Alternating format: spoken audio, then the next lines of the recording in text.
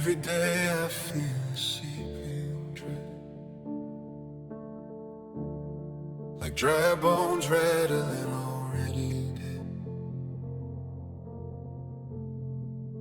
This world is too vast, I don't know my part. So tell me, God, where do I start? Holding On Scared. Shapes of Sorrow. Devotional Series, Episode 2. We begin with fear, because fear begins first. It came first for me. It was the companion of my younger years, and it has never fully left. And it was the first thing a human being ever felt on the other side of Eden. Before the anger, before the first grave, there was a man hiding in the bushes saying, "I heard you in the garden, and I was afraid." Genesis 3:10. Fear is the oldest wound, so we start here. But I want you to see, before we walk through it line by line, that fear is not one thing.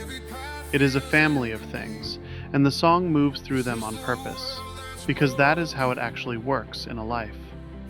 So let me tell you the shapes it has taken in mine, in case you recognize your own in them. There is the wonder and the dread of simply being alive. Am I doing this right? That is the one that has grown in me over the years rather than shrinking. Not the fear of suffering, the fear of getting it wrong. The quiet, grinding need to know that I am doing it right. Life, marriage, the work that matters, the people I am responsible for. It is hard for me to even receive it when someone tells me I am doing well at the things that count most. It never quite lands. There is always the sense that I could be doing better, and underneath that, the question I cannot answer. Is that a true conviction, or is it a lie? And the weight of it is not really about me. That is the strange thing about this fear as you get older. You become less and less the center of your own worry. You matter less to yourself. What grows is the responsibility to others. Can I protect them better? Should I have more saved? What if this? What if that? It is waking up in the morning already needing to work as hard as I possibly can, because if I do not, some doom is waiting. I remember the first stress nightmare I ever had about work. Then it came back about once a month for a long stretch. That is what this fear does. It follows you into your sleep. Any parent knows the particular version of this. The need to stand over a child and watch them breathe, to get the visual proof that everything is all right. And it does not stop when they grow up. I do not know how God is going to work some things out. I know that He will. I am not afraid for myself, not really, not about my own hard times. I am afraid for the people I am supposed to keep safe. And then there was childhood, before any of the rest. More than a decade of trying to work out why everyone else seemed to fit, to talk, to be around people, to belong. While for me, the simplest interaction was difficult and strange. Fear can start that early, and it can sit that deep. Now here's the truth I have learned about most of it. Most fear is a lie. It is built almost entirely out of what might happen, not what has happened, not what will. Jesus put His finger right on it. Can any one of you by worrying add a single hour to your life? Matthew 6:27.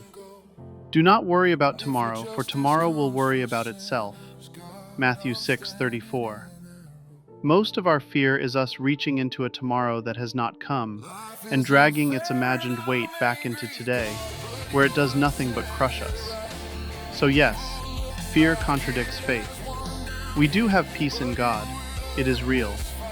And here's the part I refuse to leave out. We still feel the fear anyway. It can still be crippling. Anyone who tells you that real faith means the fear simply goes away has not lived where this song lives. It is one of the strangest things about a faith that is growing, that the fear keeps coming, and you find yourself standing there asking, I believe, don't I? So why am I so afraid? That exact sentence is in the Bible. A father brought his suffering son to Jesus, and Jesus said, all things are possible for the one who believes. And the man cried out, I believe, help my unbelief.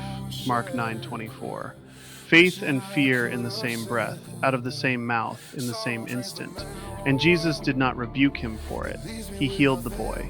Or think of Peter, who had faith enough to step out of the boat and onto the water, and then saw the wind and was afraid and began to sink.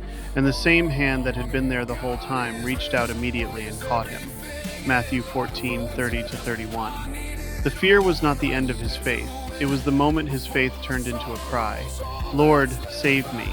That is what the chorus of this song is. People sometimes expect a chorus to be the part where everything resolves. This one does not resolve. It is a cry for help. Do something, God. Don't leave me in the dark. And it has to be a cry because fear does not lift on command.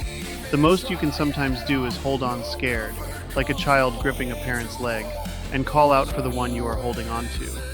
I will tell you the worst thing fear ever did to me, because I think it is the thing fear does to many of us and almost no one names it. Fear kept me from confession. It built a cage and kept the truth of my own sin locked inside it, where no one could see. And that cage did not protect me. It nearly destroyed me. Keeping it hidden took me to dark places and eventually to therapy. The very fear that promised to keep me safe by keeping me silent was the thing pulling me under. That is fear's cruelest trick.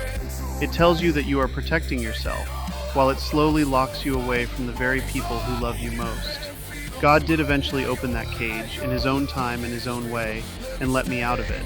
But I had to learn the hard way that fear is not a guard, it is a jailer. So this is the door we are about to walk through. You are allowed to be afraid. You can believe with your whole heart and still shake. The fear is not proof your faith has failed. It is the place your faith learns to cry out. We are not going to pretend it away over these next episodes, and we are not going to be ashamed of it in front of God. We are going to do the one thing fear most wants to stop us from doing. We are going to say it out loud. Come on in. Bring the fear with you. You've done what I could never do.